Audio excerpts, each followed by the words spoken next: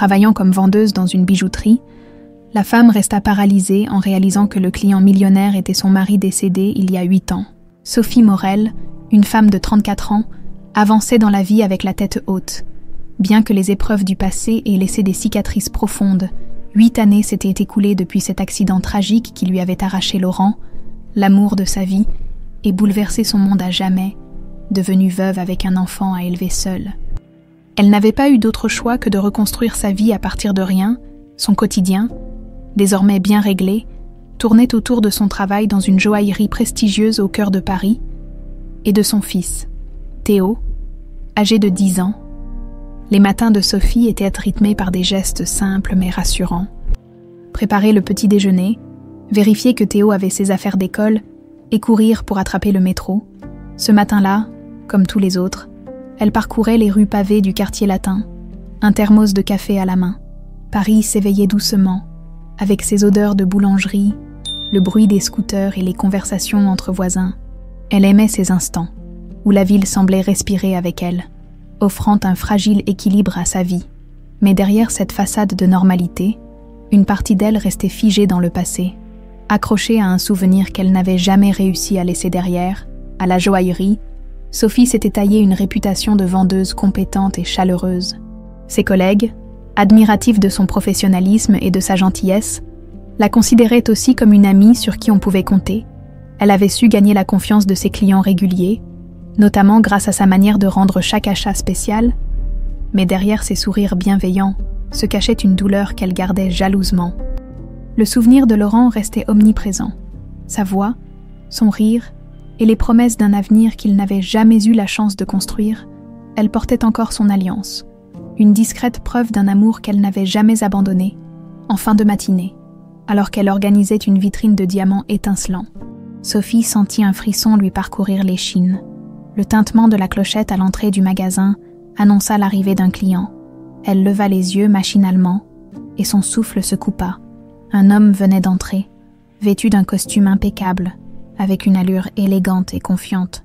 Mais ce qui la paralysa, c'était son visage, ses traits familiers, ce regard profond, et surtout ce sourire. C'était Laurent.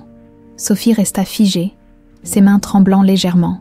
Elle cligna des yeux, se demandant si elle n'était pas en train de rêver. « Non, ce n'est pas possible », pensa-t-elle. Mais la ressemblance était trop frappante pour être une simple coïncidence. L'homme s'approcha du comptoir, et sa voix, basse et posée, fit écho dans sa mémoire. « Bonjour, je cherche un cadeau pour un anniversaire, peut-être une bague. » Sophie balbutia, tentant de cacher son trouble. « Bien sûr, monsieur, nous avons plusieurs modèles que je peux vous montrer. » Le temps sembla s'arrêter, alors qu'elle cherchait des bagues dans la vitrine. Son esprit était en ébullition. Chaque geste de cet homme, chaque intonation de sa voix lui rappelait Laurent. Pourtant, il ne montrait aucun signe de la reconnaître. Était-ce une hallucination causée par le manque de sommeil, une blague cruelle du destin, ou était-elle face à une vérité qu'elle n'était pas prête à accepter? L'homme choisit une bague discrète mais élégante, remercia Sophie d'un sourire chaleureux et quitta la boutique. Elle le regarda s'éloigner, luttant contre l'envie de courir après lui. La clochette retentit à nouveau, et le silence qui suivit fut presque assourdissant. Tout au long de la journée, Sophie fut hantée par cette rencontre. Elle tenta de se convaincre qu'il ne pouvait pas être Laurent. Laurent était mort, elle en était certaine. Elle avait assisté à son enterrement, pleuré sa perte, et passé des années à essayer de tourner la page. Mais une petite voix dans sa tête murmurait. Et si, le soir venu, alors qu'elle rentrait chez elle, Sophie sentit une étrange énergie l'envahir. Peut-être était-ce le choc, ou peut-être un espoir qu'elle n'avait jamais osé nourrir. Une chose était sûre, cet homme ressemblait trop à Laurent pour que ce soit une coïncidence. Assise sur son canapé, elle feuilleta un album photo qu'elle n'avait pas ouvert depuis des années. Les souvenirs affluaient, les vacances à la mer, leur mariage, et même les moments simples de leur vie quotidienne. Elle compara chaque photo à l'image de l'homme qu'elle avait vu aujourd'hui. La ressemblance était troublante, presque effrayante. Avant de se coucher, Sophie prit une décision. Elle ne pouvait pas ignorer ce qu'elle avait vu. Il fallait qu'elle découvre qui était vraiment cet homme, et pourquoi il ressemblait tant à Laurent. Cette rencontre venait de raviver une flamme qu'elle croyait éteinte, et avec elle, Un torrent de questions auxquelles elle était déterminée à trouver des réponses. Le lendemain, Sophie se réveilla avec un mélange d'excitation et de confusion. L'image de l'homme qu'elle avait vu à la joaillerie, si semblable à Laurent, occupait toutes ses pensées. Avait-elle halluciné? Était-ce un jeu cruel de son esprit? Désespérée de revoir un visage qu'elle avait tant aimé, elle ne pouvait pas se résoudre à laisser cela sans réponse. Après avoir déposé Théo à l'école, elle se rendit à son travail, bien décidée à garder un œil sur la clientèle, au cas où cet homme mystérieux reviendrait. Tout au long de la matinée, Sophie tenta de se concentrer sur ses tâches habituelles, mais son esprit vagabondait. Elle revisualisait chaque détail de l'apparence et du comportement de l'homme. Sa voix, ses expressions, même sa manière de se tenir.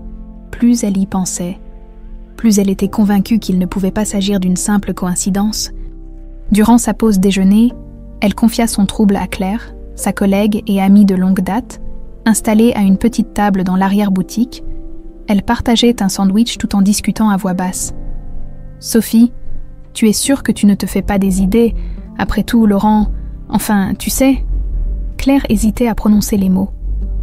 De peur de raviver une douleur chez Sophie. « Je sais, Claire. Je sais qu'il est censé être mort. Mais tu n'as pas vu cet homme. C'était lui. Ou alors quelqu'un qui lui ressemble de façon troublante. Même sa voix. » répondit Sophie, les yeux brillants de détermination.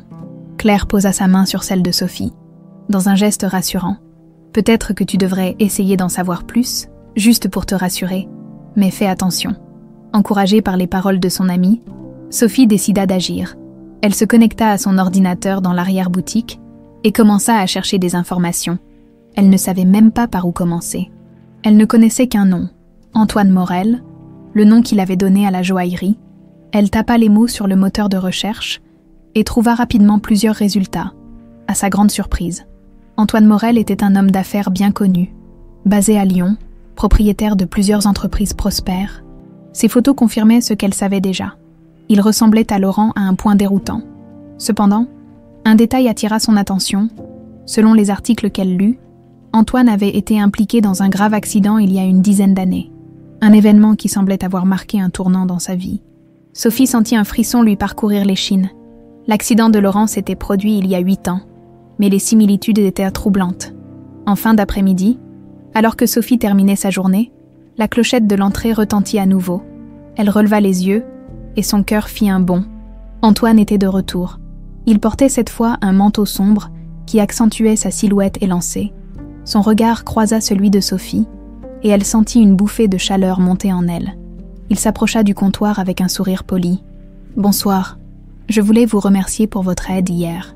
La bague était parfaite, mais je cherche maintenant quelque chose d'un peu plus spécial, peut-être une montre. » Sophie tenta de garder son calme, bien qu'elle sente ses mains légèrement trembler. « Bien sûr, monsieur.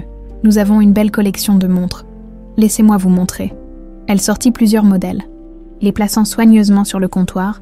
Pendant qu'Antoine examinait les pièces, elle tenta de le questionner sans paraître intrusive. « Vous semblez beaucoup voyager? Vous êtes basé à Paris ?» demanda-t-elle, feignant l'intérêt professionnel. Il secoua doucement la tête, un léger sourire aux lèvres. « Non, je suis à Lyon, mais je viens souvent à Paris pour affaires. Et vous? Cela fait longtemps que vous travaillez ici. » La question prit Sophie au dépourvu. « Oui, cela fait presque 10 ans maintenant, » répondit-elle avec un sourire forcé. Antoine choisit une montre élégante, remercia Sophie et s'éloigna du comptoir. Mais avant de partir, il ajouta « Vous avez une très bonne mémoire pour vos clients. Peut-être nous reverrons-nous bientôt. » Lorsque la porte se referma derrière lui, Sophie sentit une vague d'émotions contradictoires l'envahir. Il y avait quelque chose dans son regard, un éclat, un souvenir peut-être, qui lui donnait l'impression qu'il n'était pas un parfait inconnu, mais pourquoi ne semblait-il pas la reconnaître? Ce soir-là, en rentrant chez elle, Sophie n'arrivait pas à calmer ses pensées. Elle repassa en boucle la conversation, cherchant des indices, la mention de Lyon, l'accident, ses voyages réguliers à Paris. Tout semblait pointer vers une vérité qu'elle redoutait autant qu'elle espérait. Pourrait-elle être face à Laurent, vivant, mais ayant tout oublié d'elle et de leur vie ensemble? Une chose était claire, elle ne pouvait pas en rester là. Si cet homme était réellement Laurent, elle devait le savoir, pour elle et pour Théo. Mais comment lui faire admettre une vérité qu'il ignorait peut-être lui-même? La nuit suivante, Sophie dormit à peine. l'image d'Antoine Morel hantait son esprit. Chaque fois qu'elle fermait les yeux, elle revoyait son visage, ce sourire qui lui semblait si familier. Était-elle en train de devenir folle? Ou bien se trouvait-elle face à une vérité inimaginable, au petit matin, Alors que Paris s'éveillait, Sophie, le regard perdu dans son café, décida qu'elle devait aller au fond des choses. Si cet homme était vraiment Laurent, alors pourquoi ne se souvenait-il pas d'elle? Et si ce n'était pas lui, pourquoi cette ressemblance troublante? Elle devait savoir. Mais par où commencer? Mais, après avoir déposé Théo à l'école, elle se rendit directement à la joaillerie. Claire, en remarquant les cernes sous ses yeux, lui lança un regard inquiet. « Sophie, tout va bien. Tu as l'air épuisée. » Sophie hésita un instant, mais finit par soupirer. « Claire, je n'arrive pas à oublier cet homme d'hier. »« Antoine Morel, je suis convaincue qu'il est Laurent. » Claire posa doucement une main sur l'épaule de son amie. « Sophie, je comprends que ce soit troublant, mais peut-être que c'est juste une coïncidence, tu sais. Il arrive que des gens se ressemblent sans être liés. »« Non, Claire, tu ne comprends pas. Ce n'est pas qu'une ressemblance physique. Sa voix, ses expressions, même son sourire, c'est lui, mais il ne se souvient pas de moi. » Face à l'intensité des émotions de Sophie, Claire n'osa pas insister. « Alors, qu'est-ce que tu comptes faire ?» Sophie inspira profondément. « Je vais continuer à chercher. Je dois savoir qui il est vraiment. » Pendant sa pause, Sophie reprit son enquête. Elle consulta de nouveau les informations en ligne sur Antoine Morel. Tout semblait parfait. Un homme d'affaires prospère, originaire de Lyon, avec un parcours impressionnant. Mais c'était précisément ce caractère parfait qui éveillait les soupçons de Sophie. Elle avait appris à reconnaître les failles dans les façades impeccables. Et cette histoire en avait forcément, en creusant un peu plus, elle trouva un article qui mentionnait un grave accident qu'Antoine avait subi il y a environ 10 ans. Selon l'article, il avait été hospitalisé dans un état critique et avait passé plusieurs mois en convalescence. Sophie sentit un frisson lui parcourir l'échine. Cet accident coïncidait presque avec la mort supposée de Laurent. Mais alors qu'elle lisait attentivement l'article, une collègue entra dans l'arrière-boutique, la faisant sursauter. « Sophie, il y a un client qui demande spécifiquement toi. » Son cœur s'emballa. « Qui est-ce » Un homme élégant, brun, avec un manteau gris. Sophie sentit son souffle se couper. Elle remercia sa collègue et se précipita dans la boutique. Là, debout près du comptoir, se tenait Antoine Morel. Il souriait poliment, visiblement détendu. « Bonjour, Madame Morel, » dit-il en riant doucement. « Ah, quel drôle de hasard de tomber sur quelqu'un qui porte le même nom que moi. » Sophie tenta de cacher son trouble derrière un sourire professionnel. « Bonjour, Monsieur Morel. Comment puis-je vous aider aujourd'hui ?» Il expliqua qu'il cherchait un collier en cadeau pour une amie. Mais Sophie savait qu'elle ne pouvait pas laisser passer cette opportunité. Alors qu'elle lui présentait différentes options, elle osa poser des questions plus personnelles. « Vous semblez voyager souvent.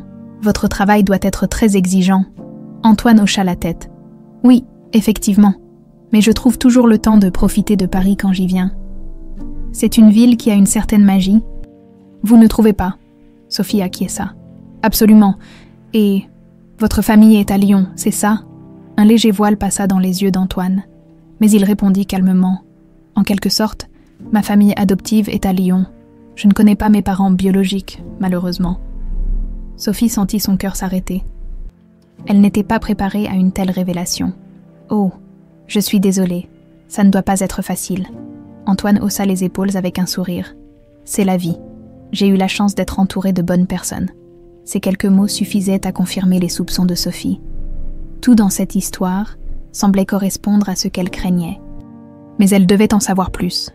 Quand Antoine quitta finalement la boutique avec son achat, Sophie se retrouva seule dans un mélange de confusion, de peur et d'excitation.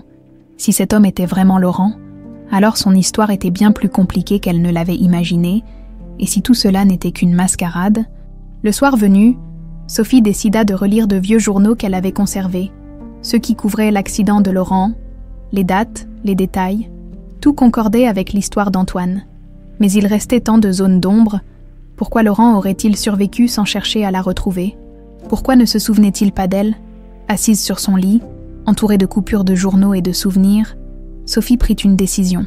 Elle devait confronter Antoine directement, d'une manière ou d'une autre, mais elle savait qu'elle devait être prudente. Si quelqu'un avait menti sur la mort de Laurent, il y avait peut-être des forces bien plus grandes en jeu qu'elle ne l'imaginait. Sophie passa les jours suivants dans un état de tension constante. Chaque matin, elle se réveillait avec la même obsession. Antoine Morel, si cet homme était réellement Laurent, comment pouvait-elle prouver sa véritable identité, si en revanche, il ne l'était pas? Pourquoi cette ressemblance la hantait-elle autant? Elle se rendait à la joaillerie avec un mélange d'anticipation et de crainte, espérant secrètement qu'il reviendrait. Pourtant, Antoine semblait avoir disparu, tout comme il était apparu, un soir, alors que Théo terminait ses devoirs à la table de la cuisine. Sophie se plongea dans son ordinateur. Elle était déterminée à creuser plus profondément. Chaque article, chaque photo d'Antoine qu'elle trouvait, ne faisait qu'intensifier son sentiment de malaise. Ses recherches l'amenèrent à une série d'articles publiés dans des journaux régionaux de Lyon. L'un d'eux, daté d'environ 10 ans, décrivait un accident de voiture spectaculaire impliquant un homme inconnu, retrouvé inconscient sur le bord d'une route. Selon l'article, il avait survécu miraculeusement, mais avait perdu la mémoire. L'homme avait été pris en charge par une famille influente de Lyon, les Morel. Sophie sentit une vague d'excitation mêlée de peur l'envahir. Cela confirmait ce qu'elle soupçonnait déjà. Antoine Morel n'était peut-être pas un homme ordinaire. Mais que signifiait tout cela? Elle lut et relut l'article. Cherchant des détails qui pourraient lui donner un avantage, elle nota les noms mentionnés. Un médecin qui avait soigné Antoine et le nom de l'entreprise familiale des Morel. Peut-être trouverait-elle des réponses en suivant cette piste. Le lendemain, au travail, Sophie confia de nouveau ses pensées à Claire. Cette dernière, bien que toujours sceptique, commençait à comprendre que Sophie était trop impliquée émotionnellement pour laisser tomber. « Sophie, tu ne penses pas que tout ça pourrait être dangereux? Si cet homme est réellement Laurent, ou même s'il ne l'est pas, tu ne sais pas à quoi tu t'attaques ?» Sophie secoua la tête. « Je sais que c'est risqué, mais je dois savoir. J'ai attendu trop longtemps. Et puis, Théo a le droit de savoir si son père est vivant. » Claire soupira. « Alors fais attention, mais promets-moi que tu ne feras rien de stupide. » Sophie acquiesça, même si elle savait déjà qu'elle était prête à aller loin pour découvrir la vérité. Le soir même, elle décida de faire un appel audacieux, grâce à ses recherches. Elle avait trouvé le numéro de l'entreprise des Morel à Lyon. Avec une boule dans l'estomac, elle composa le numéro. Une secrétaire répondit d'une voix professionnelle. « Entreprise Morel, bonjour. Comment puis-je vous aider ?» Sophie inspira profondément. « Bonjour, je cherche à entrer en contact avec Antoine Morel. C'est pour une affaire personnelle. Monsieur Morel n'est pas au bureau en ce moment. Mais je peux transmettre un message qui dois-je annoncer ?» Sophie hésita un instant. Si elle donnait son vrai nom, cela pourrait éveiller des soupçons. « Dites-lui qu'une ancienne connaissance cherche à le joindre, Sophie Morel. Il comprendra peut-être. » La secrétaire sembla perplexe mais nota l'information. Sophie raccrocha, les mains moites. Elle savait que ce qu'elle venait de faire était risqué, mais elle espérait que cela suffirait à attirer l'attention d'Antoine. Pendant les jours suivants, Sophie attendit une réponse. Chaque fois que le téléphone sonnait, elle espérait entendre la voix d'Antoine. Mais rien ne vint. Pourtant, elle ne perdit pas espoir. Elle continua à chercher des informations, cette fois en se concentrant sur le médecin qui avait soigné Antoine après son accident. Un nom revenait fréquemment dans ses recherches, le docteur Arnaud Deschamps, un neurologue réputé pour traiter les cas d'amnésie grave. Avec un mélange de nervosité et de détermination, Sophie décida de contacter le docteur Deschamps. Elle prépara une histoire convaincante, expliquant qu'elle cherchait des informations sur une personne qu'elle pensait être liée à son passé. Lorsqu'elle obtint finalement un rendez-vous, elle se rendit à Lyon. Sous prétexte d'un déplacement professionnel, Claire accepta de garder Théo pour la journée, bien qu'elle exprimât encore des doutes sur la démarche de Sophie. Arrivée au cabinet du médecin, Sophie fut frappée par l'ambiance froide et impersonnelle du lieu. Elle s'assit dans la salle d'attente, son cœur battant à tout rompre. Lorsque son nom fut appelé, elle entra dans le bureau du docteur Deschamps, un homme d'une 50aine d'années, à l'air sérieux mais bienveillant. « Madame Morel, que puis-je faire pour vous ?» demanda-t-il. Sophie inspira profondément. « Docteur, je sais que cela peut paraître étrange, mais je cherche des informations sur un patient que vous avez traité il y a plusieurs années. Il s'appelle Antoine Morel. Le médecin fronça légèrement les sourcils. « Je ne peux pas divulguer d'informations médicales confidentielles, madame. Vous comprenez cela, n'est-ce pas ?» Sophie s'attendait à cette réponse, mais elle insista. « Je crois qu'il est lié à mon passé. C'est très important pour moi et pour mon fils. Je ne cherche pas à enfreindre les règles. Je veux seulement comprendre. » Le docteur sembla hésiter. « Tout ce que je peux vous dire, c'est que ce patient a effectivement perdu la mémoire après un grave accident. Il ne se souvenait ni de son nom, ni de sa vie d'avant. Mais il a été pris en charge par une famille qui s'est occupée de lui. » Ces quelques mots suffisaient à confirmer les soupçons de Sophie. Mais avant qu'elle ne puisse poser d'autres questions, le médecin la regarda fixement. « Pourquoi voulez-vous savoir tout cela? Si vous êtes lié à lui, cela pourrait réveiller des souvenirs qu'il n'est peut-être pas prêt à affronter. » Sophie baissa les yeux. « Parce que s'il est vraiment celui que je crois, il mérite de savoir la vérité. » De retour à Paris, Sophie sentait que le poids des révélations accumulées commençait à l'écraser. Le médecin avait confirmé ce qu'elle craignait. Antoine Morel n'était pas simplement un homme d'affaires prospère, mais un homme qui avait reconstruit sa vie après avoir perdu la mémoire. Chaque pièce du puzzle semblait s'assembler, mais il manquait encore une chose essentielle, un contact direct, une confrontation honnête. Pendant les jours qui suivirent, Sophie se rendit à la joaillerie avec un mélange d'anticipation et d'appréhension. Elle espérait revoir Antoine, mais chaque tintement de la clochette de la porte provoquait une montée d'adrénaline suivie de déception. Pourtant, elle savait qu'elle devait rester patiente. Un après-midi, alors qu'elle était plongée dans le réassortiment des vitrines, elle entendit cette voix, grave et familière, qui la fit se figer. « Bonjour, Madame Morel, vous vous souvenez de moi ?» Sophie leva les yeux et le vit, debout devant le comptoir, avec ce même sourire poli et énigmatique. « Monsieur Morel. »« Bien sûr, comment pourrais-je oublier ?» répondit-elle, tentant de masquer le tumulte intérieur qui l'envahissait. Antoine portait un manteau sombre et une écharpe élégante, dégageant une aura de sophistication qui contrastait avec la simplicité de Sophie. Il posa un sac en papier sur le comptoir. « Je suis venu rendre ce collier. Je pense qu'il ne convient pas. Peut-être avez-vous quelque chose de plus spécial ?» Sophie hocha la tête et lui fit signe de la suivre vers une table où elle pouvait lui montrer des pièces uniques. Alors qu'elle présentait soigneusement chaque collier, elle tenta de briser la glace. « Vous avez un goût très précis pour les bijoux. Ce n'est pas si courant chez les hommes. » Elle sourit doucement. Espérant que sa remarque détendrait l'atmosphère, Antoine haussa légèrement les épaules. « Disons que j'ai appris à apprécier les belles choses. Et vous, Madame Morel, depuis combien de temps travaillez-vous ici ?» Cette question prit Sophie au dépourvu. Elle hésita un instant avant de répondre. « Presque 10 ans.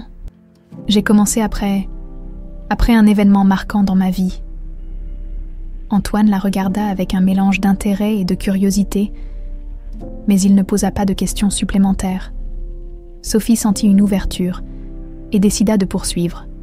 « Vous avez mentionné que vous venez souvent à Paris pour affaires.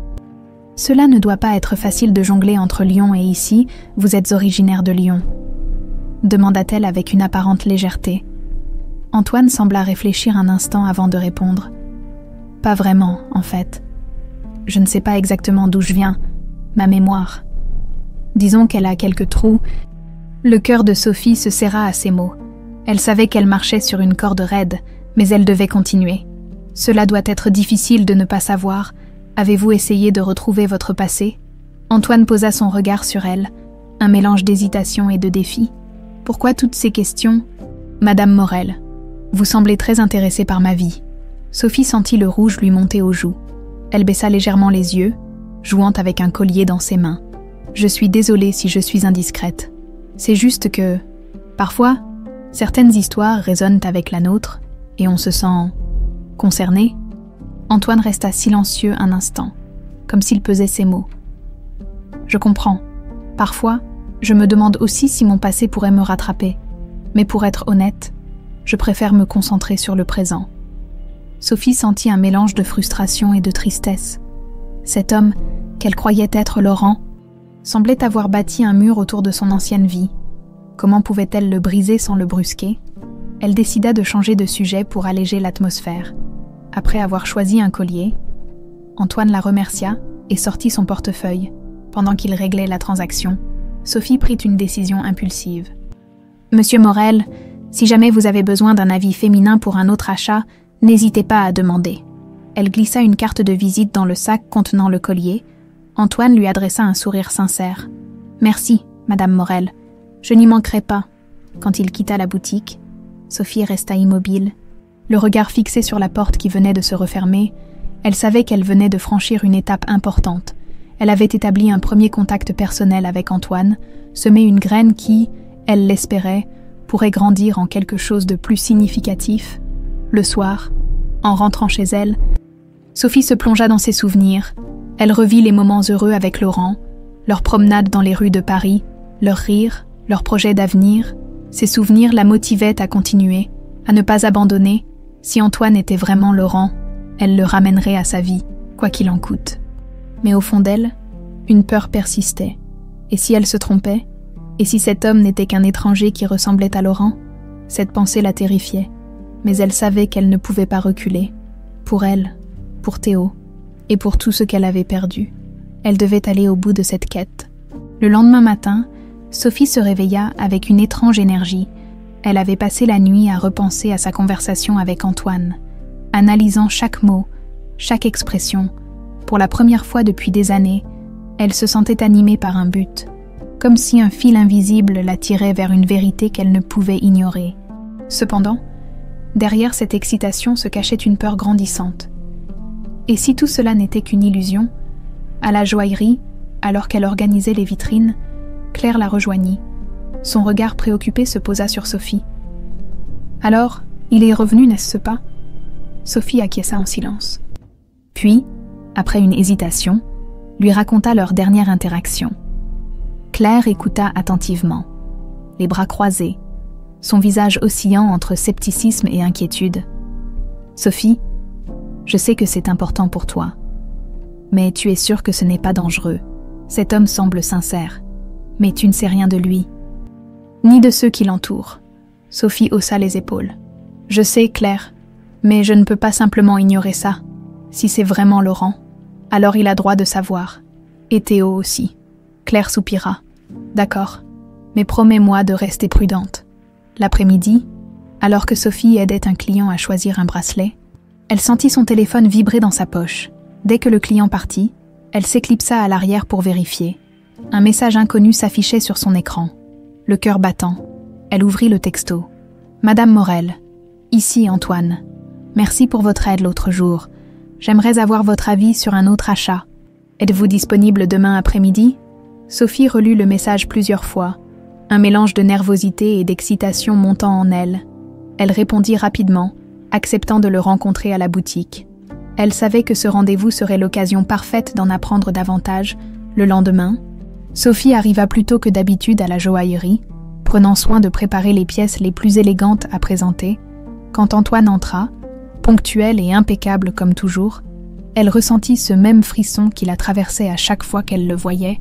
« Bonjour Madame Morel, merci de m'avoir accordé un peu de votre temps, » dit-il avec un sourire charmant. « C'est toujours un plaisir, Monsieur Morel. Que puis-je faire pour vous aujourd'hui ?» Antoine expliqua qu'il cherchait un cadeau d'anniversaire pour un proche, mais son ton léger indiquait qu'il était également là pour une autre raison. Sophie tenta de garder son calme tout en lui montrant une sélection de bijoux.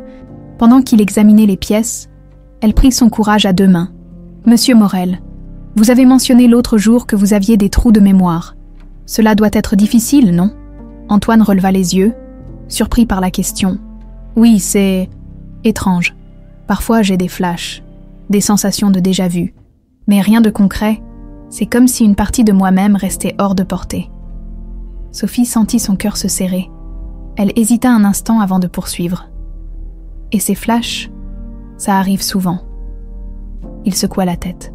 « Pas vraiment, mais parfois, des lieux ou des visages éveillent quelque chose. Comme cette boutique, par exemple, j'ai l'impression d'y être déjà venue avant, mais c'est impossible. » Sophie sentit une bouffée d'espoir. « Peut-être que votre mémoire essaie de revenir. Vous n'avez jamais pensé à consulter quelqu'un pour essayer de retrouver ses souvenirs ?» Antoine haussa les épaules. Pensif. « À quoi bon? Mon passé est flou, mais ma vie actuelle est stable. Parfois, je me dis que ce qui est perdu doit rester perdu. » Ces mots frappèrent Sophie comme un coup de poignard. Comment pouvait-elle le convaincre que son passé avait de l'importance sans paraître insistante? Elle décida de ne pas pousser plus loin. Mais une idée germa dans son esprit. Antoine finit par choisir un bracelet élégant, et avant de partir, il se tourna vers Sophie. « Merci pour vos conseils. Vous êtes vraiment douée dans ce que vous faites. » Elle lui sourit, dissimulant l'émotion qui bouillonnait en elle. « Merci, Monsieur Morel. J'espère que nous aurons l'occasion de vous revoir bientôt. » Quand il quitta la boutique, Sophie se sentit à la fois vidée et déterminée. Ces fragments de souvenirs qu'Antoine avait mentionnés ne pouvaient pas être ignorés. Elle devait trouver un moyen de stimuler sa mémoire sans le brusquer, ce soir-là. Après avoir couché Théo, Sophie fouilla dans une vieille boîte où elle conservait des souvenirs de Laurent. Photos, lettres, petits objets qu'ils avaient partagés. Parmi eux, elle trouva une montre que Laurent portait toujours. Elle la tint dans ses mains, se demandant si cet objet pourrait déclencher quelque chose chez Antoine. Elle décida d'apporter la montre à la joaillerie le lendemain, espérant une nouvelle visite d'Antoine. Si elle pouvait trouver un moyen subtil de lui montrer cet objet, peut-être que cela réveillerait en lui des souvenirs enfouis. Alors qu'elle s'endormait cette nuit-là, une pensée la réconforta. Elle avançait, pas à pas, vers la vérité, mais au fond d'elle, une petite voix murmurait encore. Et si tu te trompais? Le lendemain matin, Sophie se réveilla plus déterminée que jamais. La montre de Laurent, qu'elle avait soigneusement glissée dans son sac à main, semblait peser lourdement. C'était plus qu'un simple objet. C'était une clé potentielle pour déverrouiller les souvenirs enfouis d'Antoine. Alors qu'elle se préparait pour la journée, Théo remarqua son air préoccupé. « Maman, tu vas bien ?» demanda-t-il innocemment, ses yeux pleins d'inquiétude. Sophie sourit faiblement et passa une main dans ses cheveux. « Oui, mon cœur, tout va bien. Je réfléchis juste beaucoup en ce moment. » Elle l'embrassa sur le front avant de l'emmener à l'école, essayant de masquer son agitation. Mais au fond d'elle, elle savait que ce jour pourrait marquer un tournant. À la joaillerie, elle passa la matinée à surveiller la porte. Espérant qu'Antoine reviendrait, elle avait préparé une stratégie, lui montrer la montre comme si c'était une pièce d'exposition et observer sa réaction. Mais l'attente était longue, et chaque heure qui passait amplifiait son anxiété. Finalement, en début d'après-midi, la clochette de la porte retentit. Sophie releva la tête et sentit son cœur s'accélérer. Antoine entra, vêtu d'un costume sombre et d'une chemise bleu clair qui rehaussait la couleur de ses yeux. Il s'avança vers le comptoir avec un sourire chaleureux. « Bonjour, Madame Morel. Je suis désolée de m'imposer encore, mais j'ai besoin de votre expertise. » Sophie, cachant son excitation derrière un masque professionnel, lui répondit calmement. « C'est toujours un plaisir de vous aider, Monsieur Morel. Que cherchez-vous cette fois ?» Antoine expliqua qu'il voulait une pièce unique pour un événement professionnel important. Sophie, voyant l'occasion parfaite, sortit plusieurs montres élégantes, parmi lesquelles elle plaça discrètement celle de Laurent. « Voici quelques modèles exclusifs, » dit-elle, en les disposant sur le velours du comptoir. « Celui-ci est particulièrement rare. » Antoine attrapa la montre de Laurent et la tint dans ses mains. L'examinant attentivement, pendant un instant, Sophie crut voir un éclat de confusion dans ses yeux. Il fronça légèrement les sourcils et tourna la montre pour regarder son dos gravé. Une inscription y figurait « Pour toujours, L.N.S. »« Cette montre, » murmura-t-il, « elle me semble étrangement familière. » Le cœur de Sophie battait à tout rompre. « Peut-être avez-vous déjà vu un modèle similaire ? Elle appartenait à un homme très spécial. » Antoine releva les yeux vers elle, cherchant quelque chose dans son regard. « Oui, peut-être. » Il reposa la montre, mais son expression restait troublée. Sophie sentit qu'elle avait réussi à semer une graine dans son esprit. Elle observa Antoine choisir une autre montre parmi la sélection. Mais son comportement était différent, comme s'il était distrait. Une fois son choix fait, il la remercia et quitta la boutique, laissant Sophie avec un mélange de satisfaction et d'appréhension. Elle avait atteint un point critique. Mais elle savait que cela ne suffisait pas. Il fallait aller plus loin. Ce soir-là, alors qu'elle s'installait sur le canapé avec une tasse de thé, Sophie repensa à l'expression troublée d'Antoine. Il avait clairement ressenti quelque chose en tenant cette montre. Cela signifiait que ses souvenirs n'étaient pas complètement effacés. Mais pourquoi semblait-il si réticent à explorer son passé? Était-ce par peur? Ou y avait-il autre chose? La réponse à cette question ne tarda pas à se manifester. Quelques jours plus tard, Sophie reçut un appel d'un numéro inconnu. Lorsqu'elle décrocha, Une voix masculine froide et autoritaire se fit entendre. « Madame Morel, je vous conseille vivement de cesser vos investigations. » Sophie sentit son sang se glacer. « Qui êtes-vous » demanda-t-elle, tentant de masquer sa panique. « Cela n'a pas d'importance. Ce qui compte, c'est que vous compreniez que certaines vérités ne doivent pas être déterrées. Si vous continuez, cela pourrait avoir des conséquences. Regrettables. » La ligne se coupa, avant qu'elle ne puisse répondre. Sophie resta immobile, le téléphone à la main, le cœur battant à tout rompre, qui pouvait bien vouloir la dissuader de poursuivre. Et surtout, pourquoi, si quelqu'un essayait de l'intimider? Cela signifiait qu'elle était sur la bonne voie. Le lendemain, elle décida de partager cet appel avec Claire, qui réagit immédiatement avec inquiétude. « Sophie, tu devrais vraiment arrêter. Si quelqu'un te menace, c'est que cette histoire est bien plus dangereuse que tu ne le crois. » Mais Sophie était déterminée. « Claire, je ne peux pas abandonner. Il y a trop de questions sans réponse. Et si ces menaces prouvent quelque chose, c'est que quelqu'un cache la vérité. » Elle savait qu'elle prenait un risque. Mais elle n'avait pas l'intention de reculer. Ce mystère la hantait, et elle ne pourrait jamais tourner la page sans savoir ce qui s'était réellement passé. Cependant, elle se promit d'être plus prudente. Désormais, elle devait agir avec la plus grande discrétion. La tension monta encore d'un cran lorsque, en fin de journée, Sophie remarqua une voiture noire, garée près de la boutique. Elle avait l'impression d'être surveillée. Chaque pas qu'elle faisait, chaque regard qu'elle croisait lui semblait suspect. Malgré cela, elle garda la tête haute. Elle ne laisserait pas la peur l'empêcher de découvrir la vérité. Les jours suivants furent marqués par une tension constante. Sophie sentait le poids des événements récents peser sur elle, l'appel menaçant, la réaction troublée d'Antoine face à la montre, et cette étrange voiture noire qu'elle continuait à remarquer non loin de chez elle ou de la joaillerie. Pourtant, loin de la décourager, tout cela renforçait sa détermination. Si quelqu'un tentait de la dissuader, c'était bien la preuve qu'elle s'approchait de quelque chose d'important. Ce matin-là, alors qu'elle se préparait à partir au travail, Théo la regarda avec curiosité. « Maman, pourquoi tu sembles toujours inquiète ces jours-ci? Est-ce que quelque chose ne va pas ?» Sophie hésita. Elle ne voulait pas alarmer son fils, mais sa perspicacité lui rappelait chaque jour combien il méritait de connaître la vérité. Elle lui ébouriffa doucement les cheveux et répondit « Tout va bien, mon cœur. Je réfléchis beaucoup en ce moment. Rien que tu aies à t'inquiéter. » À la joaillerie, la journée semblait ordinaire, jusqu'à ce qu'Antoine entre de nouveau.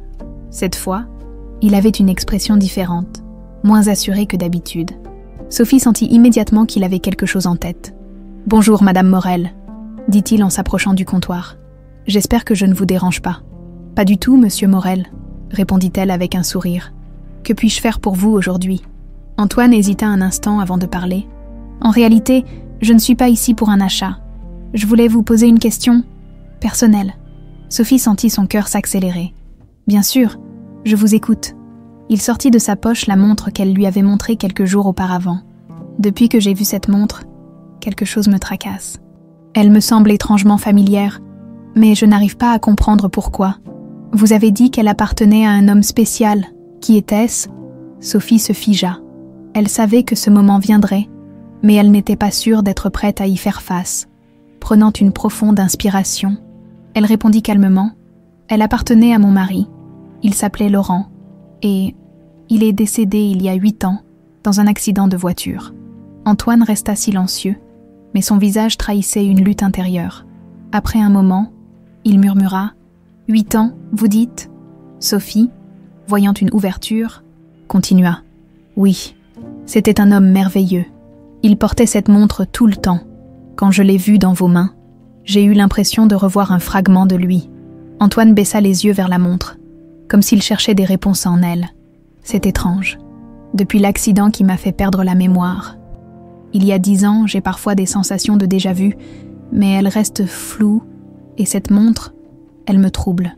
Sophie sentit un frisson lui parcourir l'échine. L'accident d'Antoine correspondait presque à la période où Laurent était censé être mort. La pièce manquante du puzzle semblait enfin émerger. Elle décida de pousser un peu plus loin. « Monsieur Morel, avez-vous déjà essayé d'en savoir plus sur votre passé, vos souvenirs ?» Antoine secoua la tête avec un sourire amer. « À quoi bon ? J'ai une vie stable maintenant. Creuser le passé ne ferait que compliquer les choses. » Sophie posa doucement une main sur le comptoir. Se rapprochant de lui, Parfois, le passé nous rattrape, que nous le voulions ou non, et parfois, il contient des réponses que nous avons besoin de connaître. Le regard d'Antoine se durcit légèrement, mais il ne répondit pas. Il semblait perdu dans ses pensées. Après un long silence, il se leva, glissant la montre dans sa poche. « Merci, Madame Morel. Vous êtes toujours de bons conseils. » Quand il quitta la boutique, Sophie sentit une étrange satisfaction mêlée à une profonde inquiétude. Antoine était clairement perturbé, mais elle ne savait pas encore si cela suffirait à le pousser à chercher la vérité. Ce soir-là, en rentrant chez elle, Sophie trouva une enveloppe glissée sous sa porte. Intriguée, elle l'ouvrit pour découvrir une simple note manuscrite. « Arrêtez, vous ne savez pas dans quoi vous vous engagez ?» Son sang se glaça. Quelqu'un surveillait chacun de ses mouvements. Elle se tourna rapidement vers la fenêtre. Mais la rue semblait déserte. Cet avertissement ne faisait que confirmer ses soupçons. Il y avait un secret bien plus grand derrière tout cela, et elle était sur le point de le découvrir. Sophie passa le reste de la soirée à rassembler ses pensées. Elle décida qu'il était temps de prendre un risque calculé. Le lendemain, elle écrirait une lettre à Antoine, lui révélant tout ce qu'elle savait et ce qu'elle soupçonnait. Elle savait que cette lettre pourrait tout changer. Mais elle ne voyait pas d'autre moyen de le faire réagir. En s'endormant, elle murmura pour elle-même « Laurent, si c'est toi, je te retrouverai. Peu importe ce que ça me coûte. » Le matin suivant, Sophie se réveilla avec une boule au ventre. L'enveloppe anonyme reçue la veille était posée sur sa table de nuit, comme un rappel constant que quelqu'un observait ses moindres faits et gestes, mais loin de l'effrayer complètement, cette menace alimentait sa détermination. Il était évident que ce secret dérangeait quelqu'un, et elle devait découvrir pourquoi, à la joaillerie, elle passa la matinée plongée dans ses pensées. Antoine n'avait pas donné signe de vie depuis leur dernière conversation, mais elle espérait que la graine du doute qu'elle avait semée germerait bientôt. Claire, qui surveillait Sophie avec attention, finit par s'approcher d'elle pendant une pause. « Sophie, tu sembles encore plus tendue que d'habitude. Est-ce que ça a à voir avec cette lettre dont tu m'as parlé hier ?» Sophie hocha la tête, baissant la voix pour ne pas être entendue par leurs collègues. « Quelqu'un essaie de me faire peur, Claire, mais ça ne fait que confirmer que je suis sur la bonne piste. » Claire fronça les sourcils. « Et si c'était vraiment dangereux, si tu t'attirais des ennuis sérieux, Sophie, je comprends ton besoin de réponse, mais promets-moi d'être prudente. »« Je le serai, » répondit Sophie, bien qu'au fond d'elle, elle sache qu'elle était prête à prendre des risques pour obtenir la vérité. Cette même après-midi, alors qu'elle terminait de servir un client, Sophie remarqua un homme qui se tenait près de l'entrée de la boutique. Il portait un manteau sombre et une casquette. Son visage partiellement dissimulé, il ne semblait pas être là pour acheter quoi que ce soit. Plutôt, il observait, immobile, le regard perçant qu'il lui lançait suffit à faire monter l'adrénaline en elle. Sophie tenta de garder son calme, mais son esprit travaillait à toute vitesse. Qui était cet homme? Était-il lié à la lettre anonyme? Elle prit une profonde inspiration et se força à continuer son travail comme si de rien n'était. Lorsque l'homme finit par partir, elle sentit un soulagement temporaire, mais une partie d'elle savait qu'il reviendrait. Le soir, après avoir mis Théo au lit, Sophie se plongea dans ses recherches. Elle avait décidé de fouiller encore davantage dans le passé d'Antoine et de la famille Morel. Après plusieurs heures, elle tomba sur un ancien article qui attira son attention. Il décrivait une querelle entre les Morel et un associé d'affaires, un certain Victor Delattre. Selon l'article, Victor avait été impliqué dans plusieurs scandales financiers. Et les Morel avaient recoupé les ponts avec lui peu de temps avant l'accident d'Antoine. Sophie sentit son esprit s'emballer. Et si cet homme, Victor, était lié à tout cela? Peut-être était-il la personne derrière l'accident de Laurent, ou même derrière l'amnésie d'Antoine. Mais comment pouvait-elle en être sûre? Le lendemain, Sophie décida de se rendre directement à la source. Elle prit contact avec un ancien collègue de Laurent, Marc, qu'elle n'avait pas vu depuis des années. Marc travaillait désormais dans une agence d'investigation privée, et Sophie savait qu'elle pouvait lui faire confiance. Ils se retrouvèrent dans un café discret. Loin de la joaillerie et de tout lieu familier, Marc, un homme à l'air fatigué mais chaleureux, l'écouta attentivement alors qu'elle lui racontait tout ce qui s'était passé depuis sa rencontre avec Antoine jusqu'à la lettre anonyme et ses recherches sur Victor Delattre. « Sophie, ce que tu décris est compliqué, mais rien de tout ça ne semble être une coïncidence. Si tu veux, je peux creuser pour toi. Mais sache que si ce Victor est vraiment impliqué, Il pourrait être dangereux. Sophie hocha la tête, reconnaissante. « Merci, Marc. Je dois savoir ce qui s'est passé. Peu importe le risque. » Marc lui assura qu'il commencerait immédiatement ses recherches. Sophie, bien que nerveuse, sentit un poids se lever de ses épaules. Pour la première fois, elle avait l'impression d'avoir un véritable allié. Quelques jours plus tard, Sophie reçut un appel de Marc.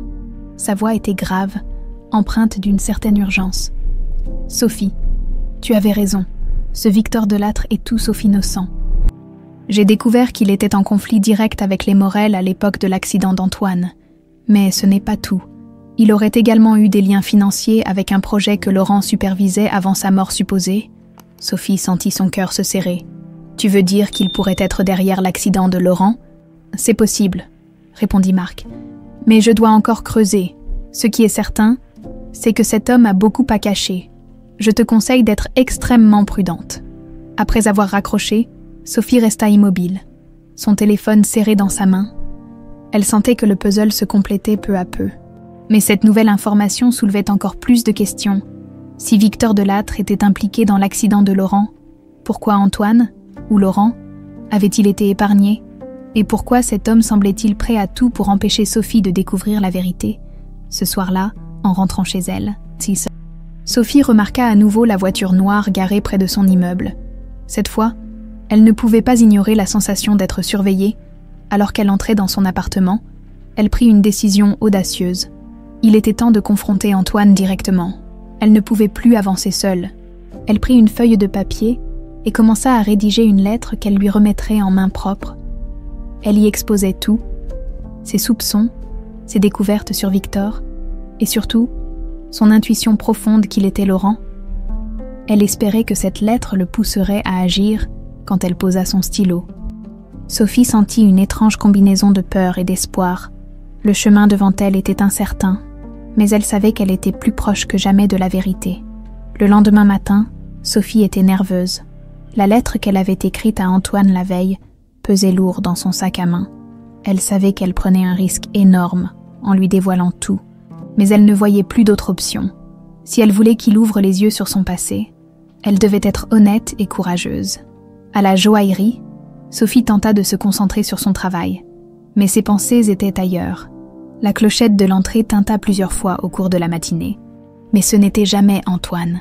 Chaque fois que la porte s'ouvrait, son cœur s'emballait pour retomber aussitôt dans une désillusion frustrante. Enfin, peu après midi, il arriva, vêtu d'un manteau gris et d'une écharpe en laine. Antoine avait l'air légèrement préoccupé. Il s'approcha du comptoir, et Sophie sentit son souffle se couper. Ce moment était crucial. « Bonjour, Madame Morel », dit-il avec un sourire poli. « J'espère que je ne dérange pas.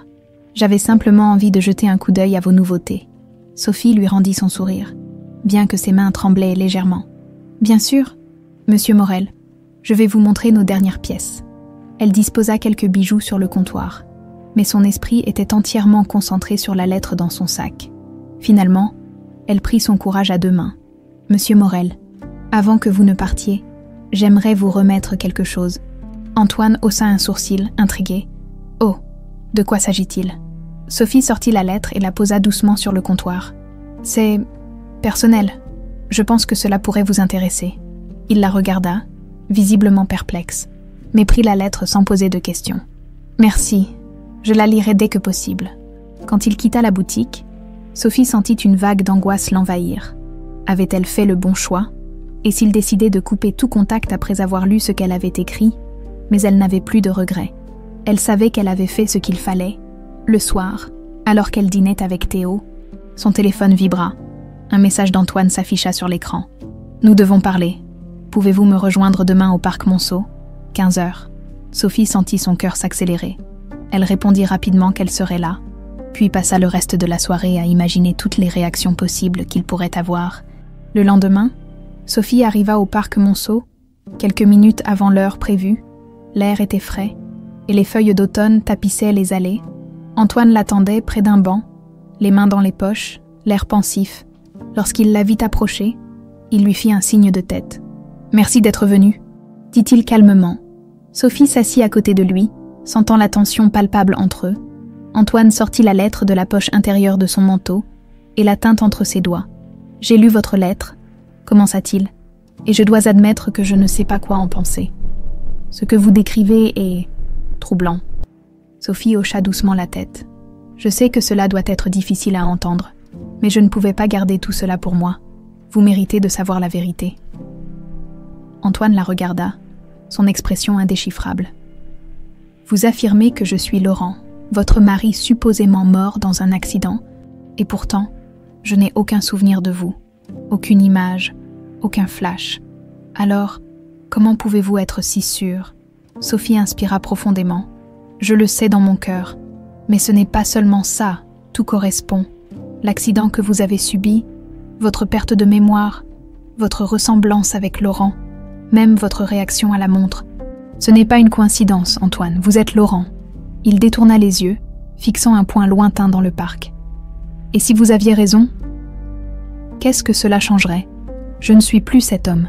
J'ai une autre vie maintenant, un autre nom. » « Mais cette vie est construite sur un mensonge, » répliqua Sophie avec douceur. « Vous méritez de connaître votre passé, de savoir qui vous êtes vraiment, et notre fils, Théo, mérite de connaître son père. » Antoine se tourna brusquement vers elle. « Vous avez un fils ?» Sophie hocha la tête, les larmes aux yeux. « Oui, il s'appelle Théo. Il avait 2 ans quand vous avez eu cet accident. Il ne se souvient pas de vous, mais il sait que son père était un homme bon. » Un long silence s'installa entre eux.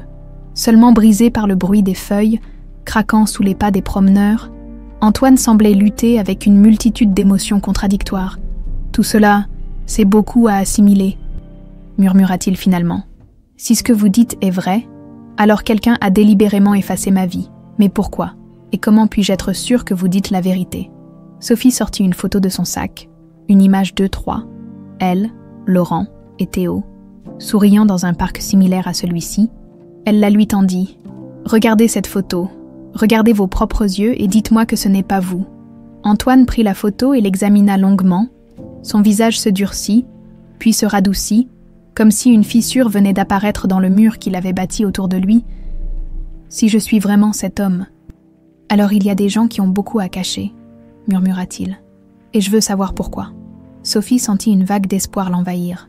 Antoine était enfin prêt à chercher la vérité. Mais au fond d'elle, elle savait que cette quête ne serait pas sans danger, après leur rencontre au parc Monceau. Sophie sentit qu'un tournant avait été pris. Pour la première fois, Antoine semblait ouvert à l'idée qu'il puisse être Laurent. Mais cette nouvelle prise de conscience s'accompagnait de questions et d'incertitudes qu'il était déterminé à explorer. Ils avaient décidé de se revoir. Cette fois pour approfondir les recherches sur son passé et tenter de percer les mystères qui les entouraient. Quelques jours plus tard, ils se retrouvèrent dans un café discret à Montmartre. Antoine avait accepté de revoir les éléments que Sophie avait rassemblés, mais il restait prudent. En entrant dans le café, il semblait plus tendu que jamais. Il regardait autour de lui, comme s'il craignait d'être observé. « Merci d'être venu », dit Sophie lorsqu'il s'assit en face d'elle. Elle sortit une pochette contenant les articles, photos et documents qu'elle avait accumulés au fil des semaines. Antoine hocha la tête, l'air grave. « Si je suis ici, c'est parce que je veux des réponses. Mais je dois être honnête avec vous. » « Sophie, tout cela, c'est difficile à accepter. » Sophie posa une main sur la pochette. « Je comprends, Antoine. Ce n'est pas facile pour moi non plus. Mais il y a trop de coïncidences pour que nous ignorions la vérité. » Elle ouvrit la pochette et en sortit la photo de Laurent avec Théo, ainsi qu'un article sur l'accident qui avait coûté la vie à Laurent. Elle les plaça devant Antoine, qui les examina attentivement. Son regard s'attarda sur la photo, et un léger tremblement passa dans ses mains. « Je ressemble à cet homme, c'est indéniable, » murmura-t-il. « Mais je n'ai aucun souvenir de cette vie, pas de vous, pas de cet enfant, rien. » Sophie hésita. Cherchant ces mots, peut-être que les souvenirs reviendront, mais pour cela, nous devons creuser plus profondément. Il y a quelque chose que je dois vous dire. Quelqu'un essaie de nous empêcher de découvrir la vérité. Antoine releva la tête, intrigué. « Que voulez-vous dire ?» Elle lui parla de la lettre anonyme, de l'homme suspect près de la joaillerie et des menaces implicites qu'elle avait reçues. « Je pense que quelqu'un a quelque chose à cacher, quelque chose de suffisamment grave pour vouloir m'effrayer. » Antoine se renfrogna, visiblement troublé. « Si ce que vous dites est vrai, alors cela signifie que cette histoire est bien plus grande que ce que nous imaginons ?» Sophie hocha la tête. Et je crois savoir par où commencer. Ils décidèrent de suivre une piste que Sophie avait découverte dans les articles sur la famille Morel.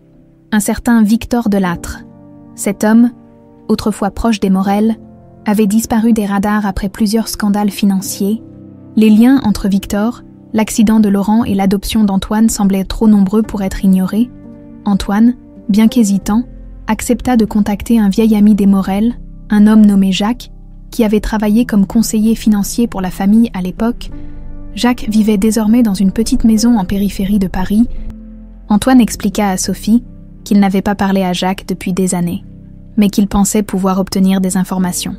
Lorsqu'ils arrivèrent chez Jacques, ils furent accueillis par un homme d'une 60aine d'années, aux cheveux grisonnants et à l'air méfiant.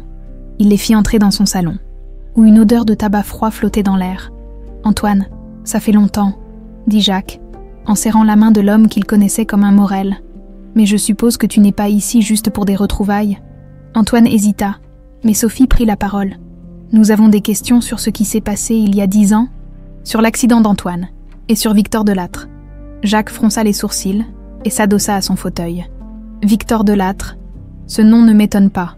Cet homme a toujours été une épine dans le pied des Morel. Mais pourquoi vous intéresse-t-il » Antoine, après un bref silence, expliqua. « Je veux comprendre ce qui m'est arrivé.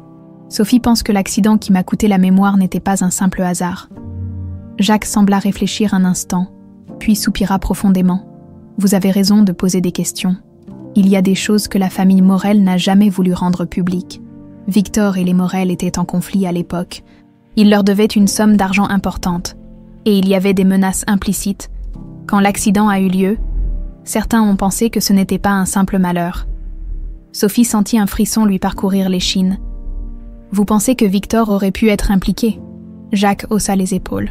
« Je ne peux pas l'affirmer, mais disons que l'accident arrangeait beaucoup de choses pour lui. Antoine a été gravement blessé, et la famille a saisi l'occasion pour se retirer de la scène publique pendant un moment. Cela a permis d'enterrer plusieurs affaires. » Antoine serra les poings, visiblement frustré. « Et pourquoi personne ne m'a rien dit ? Pourquoi ai-je été laissé dans l'ignorance ?» Jacques le regarda avec gravité. « Parce que certaines vérités sont dangereuses. Les Morel pensaient te protéger, mais il est clair que ce passé te rattrape. » En quittant la maison de Jacques, Sophie et Antoine étaient plongés dans leurs pensées. Les paroles de Jacques confirmaient ce qu'ils avaient soupçonné. L'accident n'était pas un simple événement aléatoire. Quelqu'un, quelque part, avait voulu effacer Laurent ou Antoine de l'équation. « Que faisons-nous maintenant ?» demanda Sophie alors qu'ils marchèrent dans une rue silencieuse. Antoine s'arrêta et la regarda dans les yeux. « Nous continuons. Je dois savoir toute la vérité. Et s'il faut affronter Victor Delattre pour cela, alors je suis prêt. » Le retour de chez Jacques plongea Sophie et Antoine dans un mélange d'inquiétude et de détermination. Les informations qu'ils avaient obtenues confirmaient leurs pires soupçons. L'accident qui avait changé la vie d'Antoine n'était pas une simple tragédie, mais probablement le résultat d'un complot soigneusement orchestré. Sophie, plus convaincue que jamais qu'Antoine était Laurent, sentait qu'il touchait enfin la vérité. Mais cette vérité s'accompagnait de dangers qu'elle ne pouvait ignorer. Le lendemain matin, Sophie se rendit à la joaillerie comme à son habitude, mais son esprit était ailleurs. Claire, qui avait remarqué l'expression tendue de son amie, l'aborda discrètement. « Sophie, tu vas bien ?» murmura-t-elle, alors qu'elles étaient seules dans l'arrière-boutique. Sophie hésita un instant, puis soupira. « Claire, les choses deviennent de plus en plus sérieuses. Ce que j'ai découvert avec Antoine, ça va bien au-delà de tout ce que j'imaginais. » Claire fronça les sourcils, visiblement inquiète. « S'il y a un réel danger, tu dois faire attention. Tu as Théo à protéger. »« Je sais, » répondit Sophie, le regard lointain. « Mais je ne peux pas abandonner maintenant. Nous sommes si proches de la vérité. » Claire posa une main rassurante sur son épaule. « Alors fais ce que tu dois faire, mais promets-moi d'être prudente. » Plus tard dans la journée, Antoine appela Sophie. Sa voix était grave, presque tendue. « Sophie, je crois que je suis suivie. » Ces mots glacèrent le sang de Sophie. « Suivie, que veux-tu dire ? Depuis hier, je vois la même voiture noire près de chez moi, garée non loin de mon immeuble. Je pense que quelqu'un nous surveille. » Sophie sentit une montée d'adrénaline. Elle connaissait bien cette voiture. C'était la même qu'elle avait remarquée plusieurs fois près de la joaillerie. « Antoine, Nous devons être très prudents. Quelqu'un essaie clairement de nous intimider. » Antoine resta silencieux un instant, puis dit « Sophie, nous devons confronter Victor Delattre. C'est notre seule option. » Bien que terrifiée par cette idée, Sophie savait qu'Antoine avait raison. Il ne pouvait plus reculer, mais elle était consciente que cette confrontation pourrait les exposer encore davantage. Le soir, Sophie mit Théo au lit avec plus de tendresse que d'habitude. Elle savait que les prochains jours pourraient être cruciaux, voire dangereux, et elle voulait s'assurer que son fils se sente en sécurité. « Bonne nuit, maman », murmura Théo, enfouissant son visage dans l'oreiller. « Je t'aime ». Ces mots réchauffèrent le cœur de Sophie, mais ils renforcèrent aussi sa détermination. Elle devait aller jusqu'au bout pour protéger son fils et lui offrir un avenir clair. Sans ombre du passé, le lendemain, Antoine et Sophie décidèrent de localiser Victor. Grâce aux informations fournies par Jacques, ils avaient découvert que Delattre dirigeait désormais une petite entreprise discrète dans les environs de Lyon. Antoine, usant de son influence et de ses contacts, parvint à organiser un rendez-vous sous prétexte d'une potentielle collaboration professionnelle. Ils prirent la route ensemble, le silence dans la voiture étant seulement brisé par le bruit régulier du moteur. Antoine semblait concentré, mais Sophie pouvait deviner la tension dans ses mâchoires serrées. Elle, de son côté, tentait de masquer sa peur. Elle savait que cette rencontre pourrait être leur seule chance d'obtenir des réponses, mais elle craignait ce que Victor pourrait faire pour protéger ses secrets. En arrivant à l'adresse indiquée, ils découvrirent un bâtiment industriel isolé, entouré de hautes clôtures et de caméras de sécurité. Antoine inspira profondément, avant de sortir de la voiture. Suivis de Sophie, ils furent accueillis par une secrétaire froide qui les conduisit à un bureau à l'étage. Victor Delattre les attendait, assis derrière un bureau massif en acajou. L'homme, dans la cinquantaine, avait un air calculateur et un regard perçant. Il les observa entrer avec un sourire qui semblait plus menaçant que chaleureux. « Antoine Morel », dit-il en se levant pour serrer la main d'Antoine. « C'est un plaisir de vous rencontrer. » Antoine répondit par un sourire poli, mais Sophie pouvait sentir la tension dans son corps. Ils s'assirent en face de Victor, qui semblait jauger chaque mouvement. « Alors, monsieur Morel, qu'est-ce qui vous amène chez moi ?» demanda Victor, ses doigts tambourinant sur le bureau. Antoine échangea un regard avec Sophie, puis répondit calmement. « En vérité, je ne suis pas ici pour des affaires, je suis ici pour des réponses. » Le sourire de Victor se figea légèrement. « Des réponses. À quel sujet ?» Antoine se pencha légèrement en avant, son ton devenant plus incisif. « Sur ce qui m'est arrivé il y a 10 ans, sur l'accident qui m'a coûté ma mémoire, et sur votre rôle dans tout cela. » Victor haussa un sourcil, mais son expression resta impassible. « Je ne vois pas de quoi vous parlez. Cet accident était tragique, bien sûr, mais je n'ai rien à voir avec ça. » Sophie prit la parole, sa voix tremblant légèrement. « Nous savons que vous étiez en conflit avec la famille Morel à l'époque, et nous savons que cet accident a arrangé bien des choses pour vous. » Victor fixa Sophie, son regard devenant plus dur. « Vous êtes bien audacieuse, madame, mais je vous conseille de ne pas vous mêler de choses qui ne vous concernent pas. » Antoine se redressa, les poings serrés. « Cela me concerne. Si vous pensez que je vais laisser cette histoire enterrée, vous vous trompez. » Victor éclata d'un rire froid. « Faites attention, monsieur Morel. Parfois, creuser le passé peut vous entraîner dans des endroits dangereux. » Le silence qui suivit était lourd de menaces. Sophie sentit son cœur battre à tout rompre, mais elle refusa de détourner les yeux. Elle savait qu'ils venaient de toucher une corde sensible. En quittant le bureau de Victor, Sophie et Antoine réalisèrent qu'ils étaient maintenant dans une situation encore plus risquée. Mais une chose était sûre, Victor cachait quelque chose, et il n'était plus qu'à un pas de découvrir la vérité. En quittant le bureau de Victor Delattre, Sophie et Antoine sentirent une tension presque insupportable. Les paroles menaçantes de Victor résonnaient encore dans leurs esprits, bien qu'il ait nié toute implication directe. Son comportement avait trahi quelque chose. Il savait beaucoup plus qu'il ne voulait bien l'admettre. Dans la voiture, Sophie jeta un regard inquiet à Antoine. « Il cache quelque chose. C'est évident, mais comment le faire parler ?» Antoine, les mains serrées sur le volant, semblait plongé dans ses pensées. Victor est un homme calculateur. Si nous voulons des réponses, il va falloir le pousser à bout. Mais cela ne sera pas sans risque. Sophie acquiesça silencieusement. Consciente qu'il s'aventurait sur un terrain dangereux, elle sortit son téléphone et composa le numéro de Marc, l'enquêteur privé qui l'aidait depuis le début. « Marc, Nous avons rencontré Victor, il sait quelque chose, mais il ne parlera pas facilement. Est-ce que tu peux creuser davantage sur ses affaires récentes? Peut-être trouver un levier pour le faire craquer. Marc accepta sans hésiter, promettant de revenir rapidement avec des informations.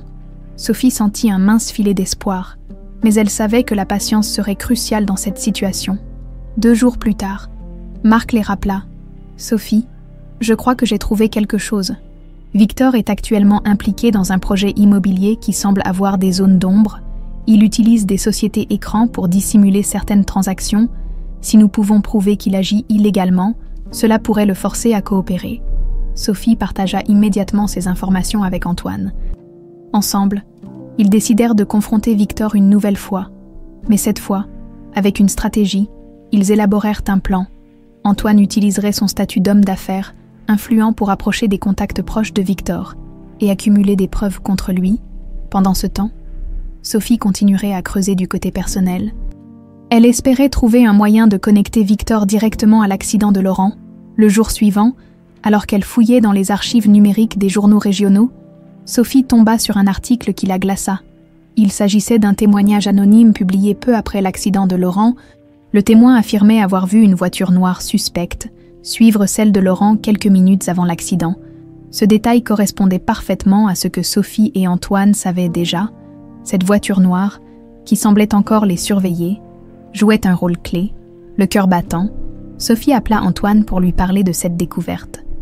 Il répondit immédiatement, la voix tendue. « Sophie, je viens de parler à l'un des anciens employés de Victor. Il a confirmé que Victor était présent dans la région le jour de l'accident. Ces informations, bien qu'incomplètes, renforcèrent leurs soupçons. Ils étaient sur la bonne piste. Mais il leur manquait encore des preuves concrètes pour confronter Victor de manière décisive.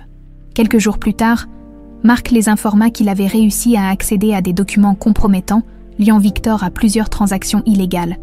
Il leur envoya les fichiers, qui contenaient des preuves irréfutables de détournement de fonds et de corruption. Sophie et Antoine décidèrent que le moment était venu. Ils contactèrent Victor pour organiser une rencontre, prétextant vouloir discuter d'une potentielle collaboration dans le domaine immobilier. Victor, bien que méfiant, accepta. La rencontre eut lieu dans un hôtel discret à la périphérie de Paris. Antoine avait réservé une salle privée, où ils attendaient Victor avec une nervosité palpable.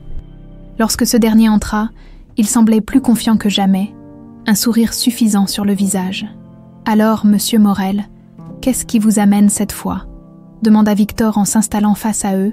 Antoine croisa les bras, son regard fixé sur lui. « Nous savons ce que vous cachez, Victor, et nous avons les preuves pour le prouver. » Victor éclata d'un rire sec. « Vous êtes audacieux, Antoine, je vous le concède, mais vous ne savez pas dans quoi vous vous engagez. » Sophie, rassemblant tout son courage, posa un dossier sur la table. « Ces documents prouvent vos malversations financières.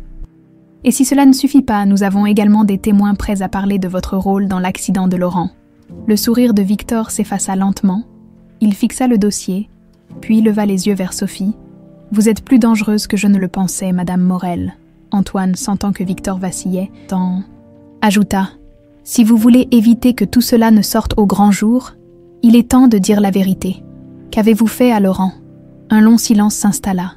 Victor semblait peser ses options, son visage trahissant une lutte intérieure. Finalement, il soupira et se laissa retomber dans son fauteuil. « Très bien, vous voulez la vérité, je vais vous la donner. » Sophie et Antoine retinrent leur souffle, tandis que Victor commençait à parler. « Oui, j'ai suivi Laurent ce jour-là. Il représentait une menace pour mes affaires et j'avais besoin qu'il disparaisse. Mais je n'ai jamais voulu qu'il meure. L'accident, ça ne devait pas se passer comme ça. » Sophie sentit un mélange de rage et de soulagement. Elle avait enfin une confession, mais cela n'effaçait pas les années de douleur et de mensonges. « Et après ?» demanda Antoine, sa voix tremblant légèrement. « Qu'avez-vous fait après l'accident ?» Victor baissa les yeux, visiblement mal à l'aise. « Lorsque j'ai appris qu'il avait survécu, j'ai payé pour qu'il soit envoyé loin, pour qu'il disparaisse de la scène publique. Les Morel ont accepté de le garder, en échange de leur silence. » Ces mots frappèrent Antoine comme un coup de poing. Il avait été manipulé, utilisé comme un pion dans un jeu dont il ignorait les règles. En quittant l'hôtel, Sophie et Antoine savaient qu'ils avaient franchi une étape décisive, mais ils n'étaient pas au bout de leur quête. Victor avait avoué, Mais il restait encore beaucoup de zones d'ombre à éclaircir. Sophie, serrant la main d'Antoine, murmura « Nous y arriverons. Nous avons déjà fait le plus dur. » Antoine hocha la tête, ses yeux brillants de détermination. « Je ne m'arrêterai pas tant que toute la vérité ne sera pas révélée. » Après les révélations glaçantes de Victor Delattre, Sophie et Antoine savaient qu'ils ne pouvaient plus se contenter d'informations fragmentées. Ils avaient maintenant une confession partielle. Mais les zones d'ombre qui subsistaient les empêchèrent de comprendre toute l'étendue du complot qui avait détruit leur vie. Le lendemain de leur confrontation, ils décidèrent de rassembler toutes les pièces du puzzle et de trouver le chaînon manquant. Sophie passa la matinée à relire les documents collectés par Marc, espérant y trouver des indices négligés. Pendant ce temps, Antoine, profondément troublé par les révélations de Victor, se replongeait dans ses propres souvenirs, bien qu'ils soient flous et incomplets. Certains détails commençaient à émerger, comme des flashs, des images de routes sinueuses, une sensation d'urgence et surtout un sentiment de danger qu'il ne parvenait pas à expliquer.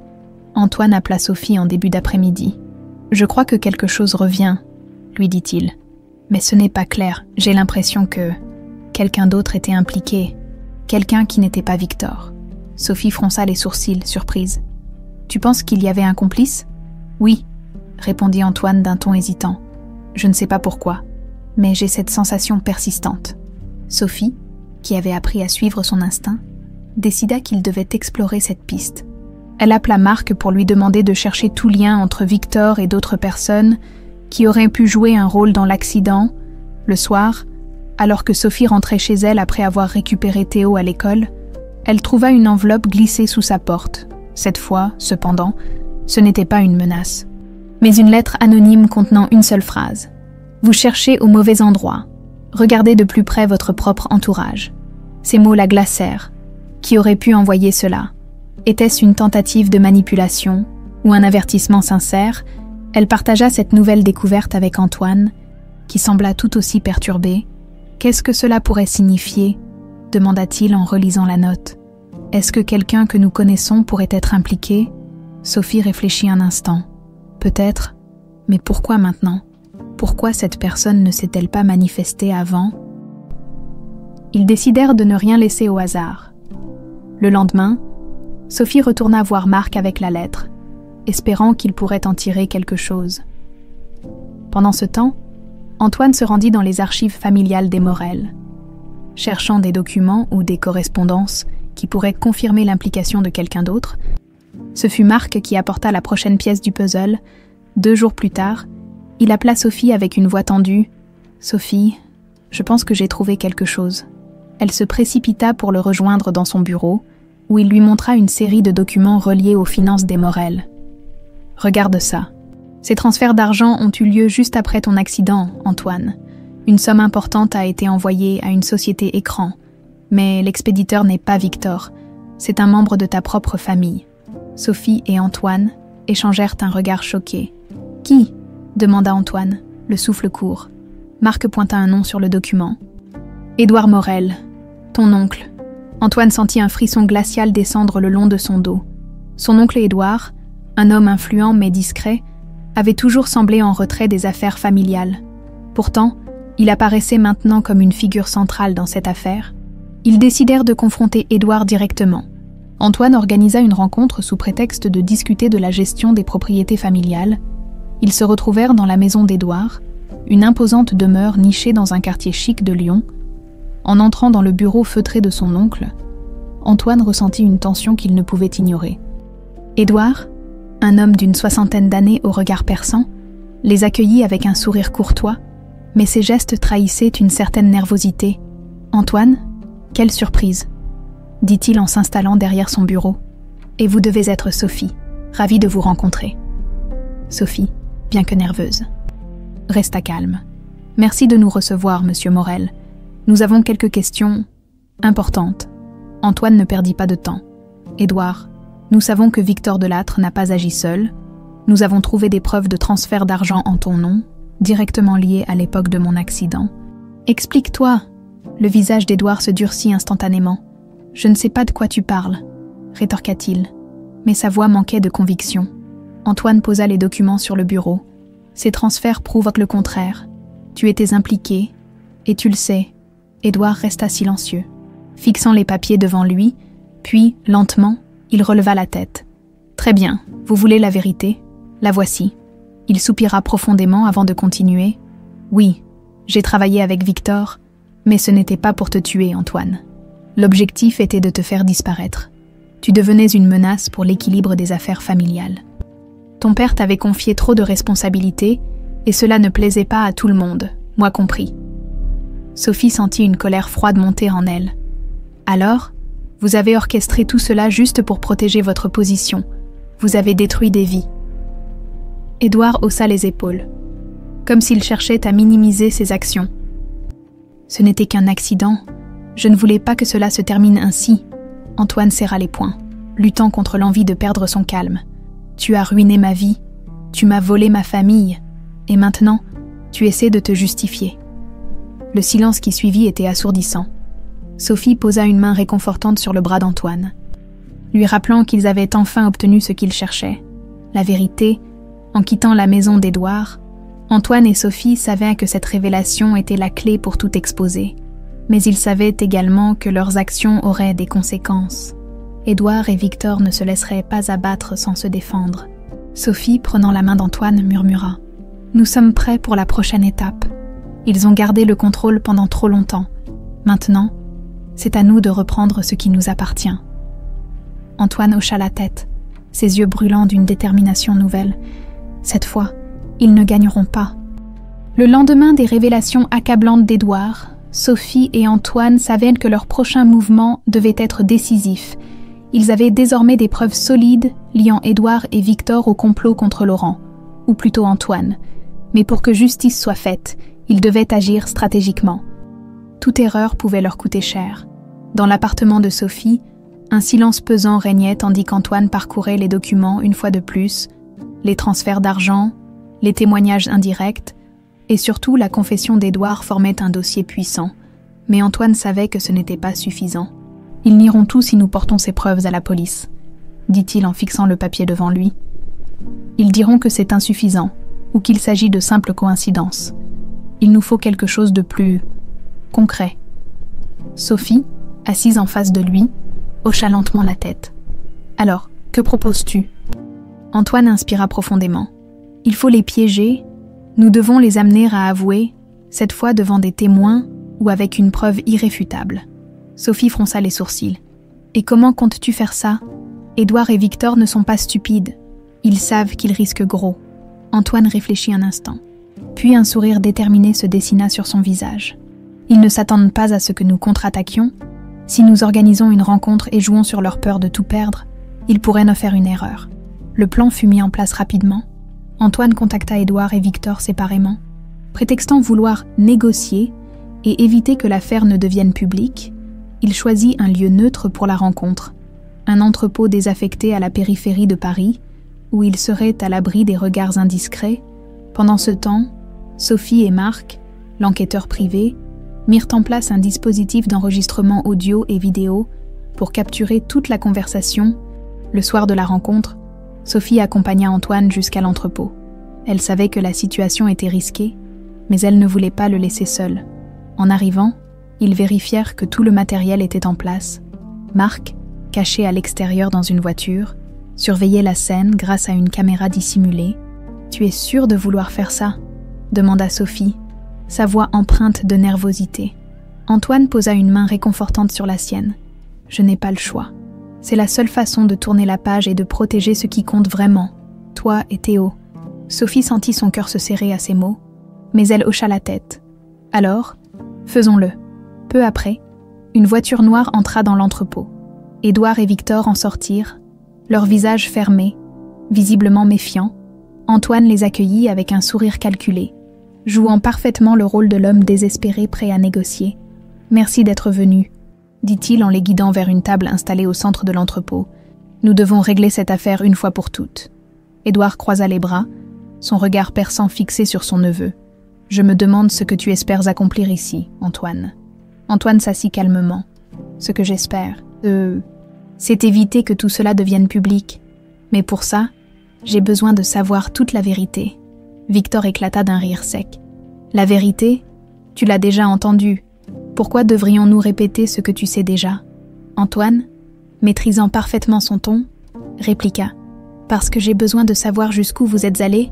Sophie, dissimulée dans une pièce voisine, écoutait la conversation à travers les écouteurs connectés au micro caché. Elle sentit son cœur battre à tout rompre, craignant que les deux hommes ne se rendent compte du piège. Après plusieurs minutes de tension, Édouard finit par craquer sous la pression. « Très bien, Antoine, oui, nous avons orchestré l'accident. Mais ce n'était pas censé aller aussi loin. Tu devais simplement disparaître. » Victor, bien que plus réticent, ajouta « Tout cela était nécessaire. Tu étais une menace pour nos affaires. Mais regarde où tu es maintenant. Tu as une nouvelle vie, une nouvelle identité.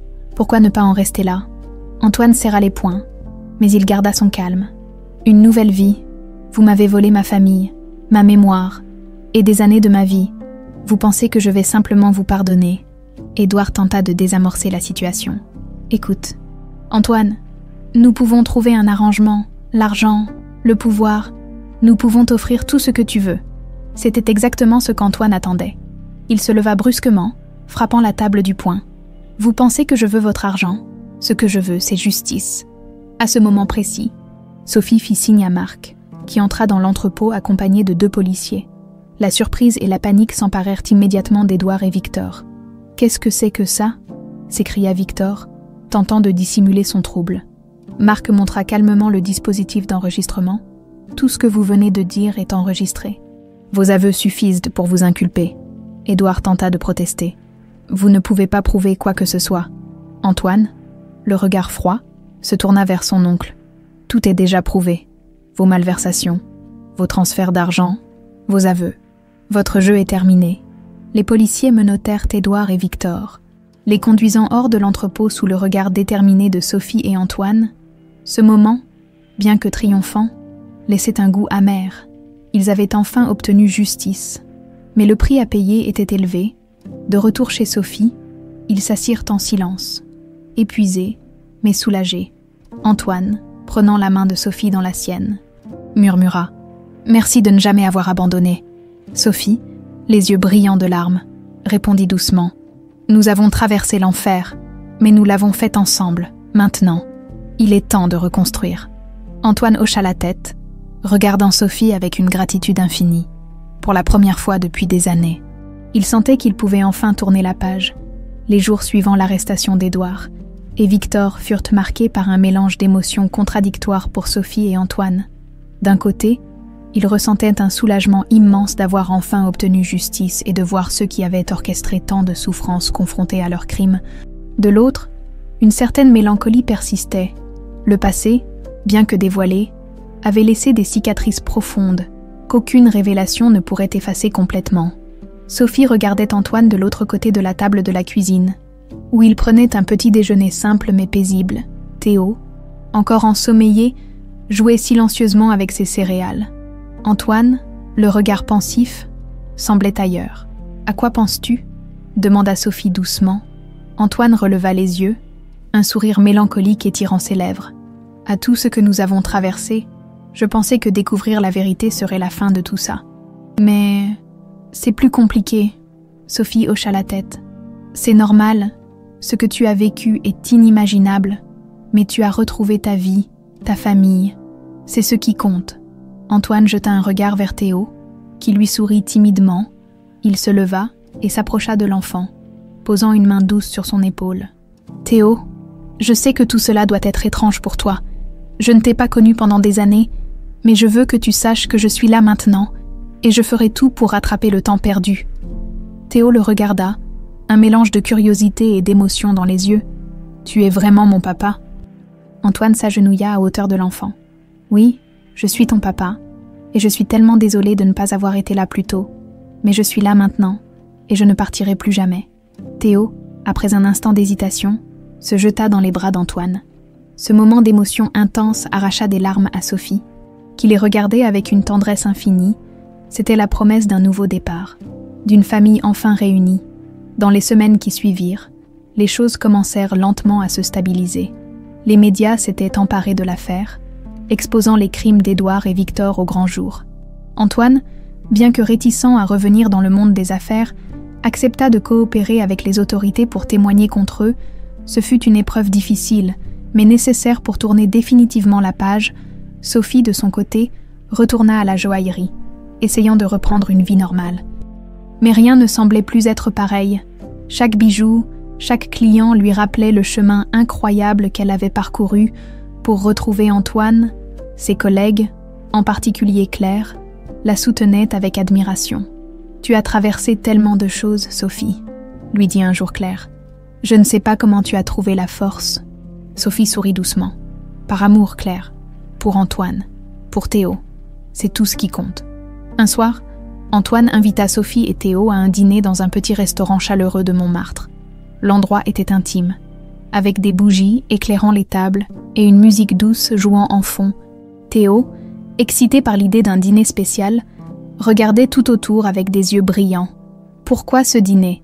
demanda Sophie à Antoine, intriguée. Antoine sourit mystérieusement. « Parce que je voulais célébrer quelque chose. » Après avoir dégusté un repas délicieux, Antoine se leva soudain. Attirant l'attention de Sophie, il plongea une main dans la poche de son manteau et en sortit une petite boîte en velours. Sophie porta une main à sa bouche, sentant son cœur s'emballer. Antoine s'agenouilla devant elle, un sourire sincère illuminant son visage. « Sophie, tu as été ma lumière dans l'obscurité, ma force quand tout semblait perdu. Sans toi, je n'aurais jamais retrouvé ma vie, ni ma famille. Aujourd'hui, je veux te demander quelque chose. Veux-tu m'épouser ?» Encore une fois. Les larmes roulèrent sur les joues de Sophie, tandis qu'elle hochait la tête, incapable de parler. « Oui, Antoine. 1000 fois oui. » Théo, bien qu'un peu confus, applaudit avec enthousiasme, ravi de voir ses parents heureux. Les autres clients du restaurant, témoins de cette scène émouvante, se mirent à applaudir également, créant une atmosphère de joie et de célébration. Quelques mois plus tard, Sophie et Antoine célébrèrent leur mariage dans un cadre simple mais rempli d'amour.